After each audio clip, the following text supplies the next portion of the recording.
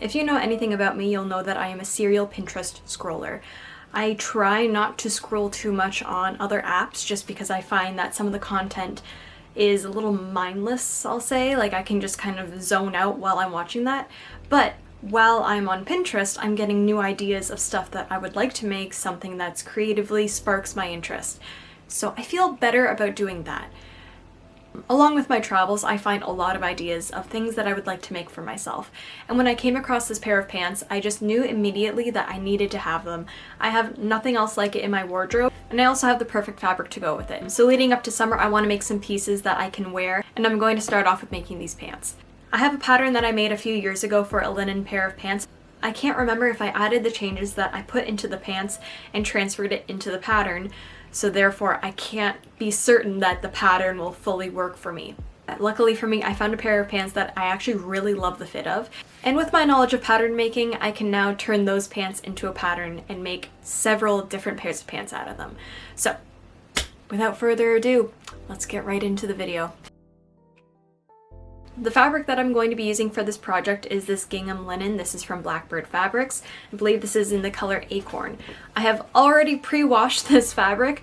I have made that mistake too many times in the past. So this fabric is all ready for us to sew, knowing that it won't shrink any. And after you wash it, it does have this more organic crinkle that happens, which is totally fine. That's kind of what linen does. It's just nice to know what your linen looks like after you wash it, before you cut into it and get some unexpected textures. I've already drafted a pattern of the pants that I wanted to use, and I do that by just laying them onto a piece of paper. This is just a roll of craft paper that I got from IKEA, and it is perfect for just drafting a bunch of projects onto.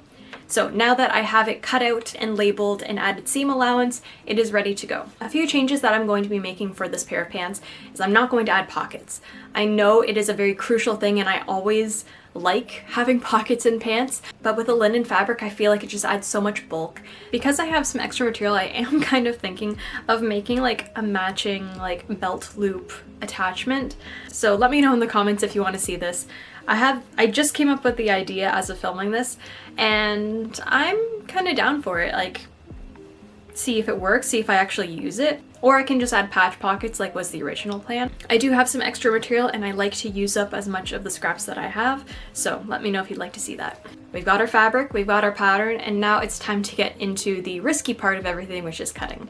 Because I'm not making a mock-up, I'm going to add in a little bit of extra room on the sides, because I'd rather it be bigger and take it in at the sides than cut out the fabric, realize that it's too small, and have to add in panels to the sides. I've done it before, I don't recommend it. It's just way easier to make things a little bit bigger and then take them in at the sides. I will say that if you are doing more precise cuttings, that you would want to iron this fabric. I skipped over this because I just forgot.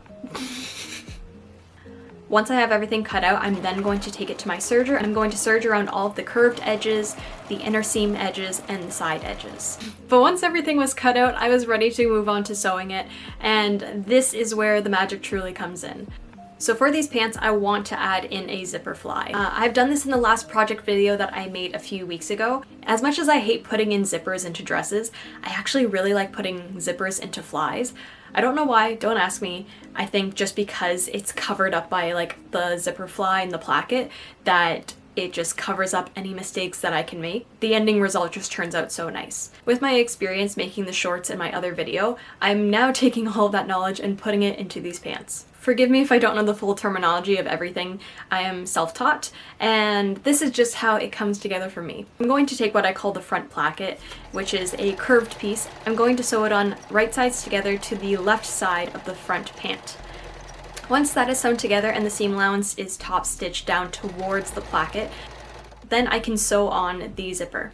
I'm using this metal zipper that I got from the thrift store. I was so lucky one day thrifting that I found just a huge bag of these metal zippers. And if you don't know, metal zippers are like the hardiest, best zippers to sew with. Just be very careful when you're sewing around the metal teeth so you don't break anything.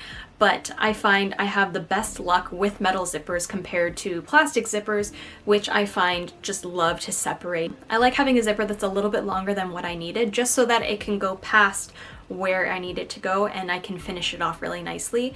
But I'm going to line up the bottom of the zipper teeth to where I want the zipper to end on the fly. Once I have that pinned down right sides together, I'm going to sew down the one side of the zipper teeth so that I can attach this other side placket to the underneath of the other side of the zipper teeth.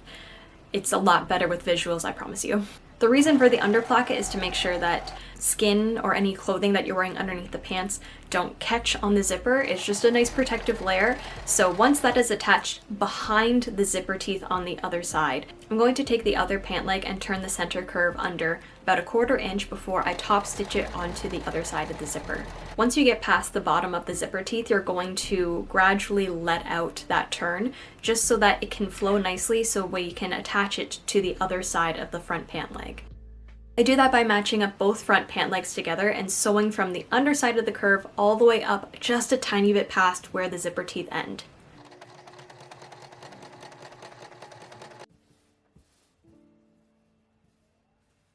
Once that's done, I can then top stitch down the front placket and create that little curve around the zipper fly. I learned from my mistake last time and I did not sew over the under placket on the other side of the zipper teeth. And I made sure of that by opening up the zipper fully and just having everything really laid out flat before I sewed on that curve. Once that was done, the zipper fly was ready and I could then move on to the back part of the pants. I put the two back pieces together and sew along the center back curve. Once the back is attached with a straight stitch, I like to cut notches into that back curve and then do a top stitch over it, just so that it really reinforces that seam so that you don't split your pants. I haven't done it yet, but I really don't want that to happen. The next parts are really easy. You're just going to sew up the side edges and the inseams. Then you have a pair of pants that you can try on and fit to how you like. Because I added in that little bit of wiggle room when I was cutting out the fabric, I decided to take in the hips just so that it fit me really nice at the waist. But then I also left a tiny bit of room at the back because I'm going to add in an elastic to the back waistband. I take an 1.5 inch strip of fabric and fold it in once and then twice again, kind of making a bias tape, and then doing 2 lines of straight stitching down them. I'm going to cut the belt loops into about 2 inches, maybe 3 inches, and attach 2 of them to the front and 2 of them to the back. Because I'm making a linen waistband, and you want a waistband to be very sturdy, because the waistband is going to be what's holding up the pants onto your waist, is going to have a lot of wear. I'm going to add in a strip of canvas, also going to add in some elastic for a stretchy waistband so that I can really get that snug fit onto a waist. I like using up my scraps. I have about like 6 inches of this elastic. I don't need the entire pant to be stretchy for it to still have some give, so I'm going to add this just to the back. To that strip of canvas that I have, I attach the elastic using a zigzag stitch on both sides, and then folding it in half, finding the center and trimming the canvas so that the elastic is centered on the back. So when I place the canvas and elastic onto the fabric waistband, I'm going to put it about 1/2 inch up from the bottom of the edge, as well as centering the elastic to the center back of the linen fabric and stretching it out and putting my pins down, and then allowing the rest of the waistband to be canvas. Just like when I'm adding the extra fabric to the sides of the pants, I'm also adding extra fabric to the waistband because I know I can always trim back the waistband to get a nice fit rather than piecing it together after the fact. I place the canvas and elastic about 1/2 inch away from the edge onto the linen fabric and then attach it using a zigzag stitch. I also go in with a straight stitch up where the elastic and canvas split off, just for some more added stability. I also do a few lines of straight stitch while I'm stretching out the elastic to create that gathered in effect. Once the canvas and elastic were attached onto the waistband, it's time to attach it to the pants. I line up the center back of the waistband to the center back of the pants and stretch out the elastic waistband as much as I can. I do a straight stitch while going across the waistband while stretching out the elastic at the back.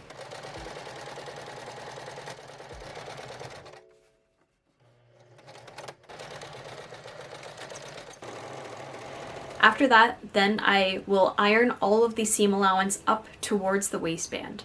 The next thing I do is fold the waistband good sides together and then follow along the front edge of the fly. I sew down the waistband so that I can turn it inside out and have a really crisp edge.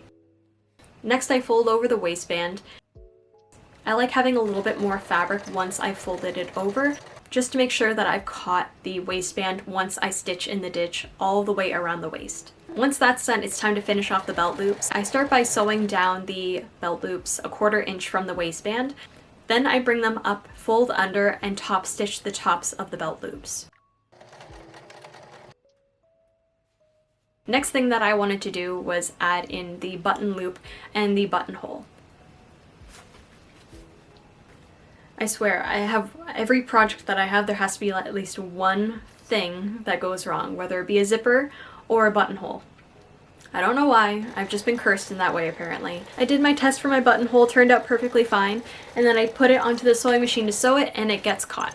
And it lumps up all of my stitches to the point where then I have to stop midway, take it out, and seam rip as much as I can out of this stitching, trying not to destroy the waistband that I had just put so much heart and soul into. It took me about 20 minutes to rip out all of the stitching and then redo it onto my sewing machine with a much better result because I was helping it go over where the metal teeth were inside of the waistband. I guess I just didn't trim the metal teeth far enough down, and so when my zipper foot was going over it, it was getting caught onto that metal zipper. So once I had the buttonhole entered, I used the trick that I was told in my last video by putting 2 pins into the start and end of my buttonhole and then using my seam ripper to go down the center. Because if you know from my last few times that I've done buttonholes, I have definitely ripped right through the buttonhole and had to panic and fix it. Learned my mistake. Thank you to everyone who left that comment. I appreciate it so much. I had 2 buttons that I was deciding against, and I decided to go with the white button just because I felt like it went better with the lighter color in the gingham. There were several options that I could have done with the hem of these pants because I just have too many ideas, I guess. Because of the original picture that I was trying to go with, I think that just having a very nice classically fit pant was the way to go. I decided to hem the pants with a rather wide hem. The reason for that is just for the weight of the linen to kind of pull out any wrinkles so that they don't scrunch up as bad as my other pants. So these are the bottoms of the pants that I had before, and I don't know why, but they just crinkle up so much after I wash and dry them. We're gonna do a little test to see if the wider band and more stitching will kind of help this issue, but in all honesty, I could just iron them. Once I ironed on the hem, I then top stitch across the top of the hem as well as the bottom of the hem just to make sure that everything was stitched down as much as possible. But with all of that top stitching done, let's see the final result.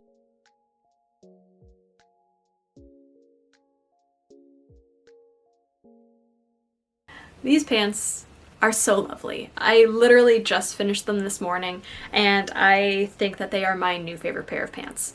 I am kind of mourning the loss of pockets in these pants. Make sure you left a comment down below letting me know what you'd like to see next, if it is that pocket attachment that I want to add to these pants, or what types of videos you like watching from me. I just love posting things that I'm making and like the process of it, because honestly it helps me looking back. I can rewatch it back and see the progress of, okay, this time I didn't make those mistakes and I have very much improved my method.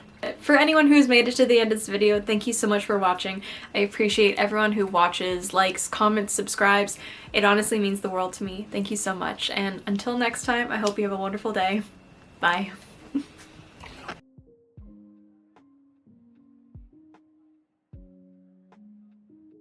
Some people coming down the alley. We gotta go, we gotta go. Go, go, go.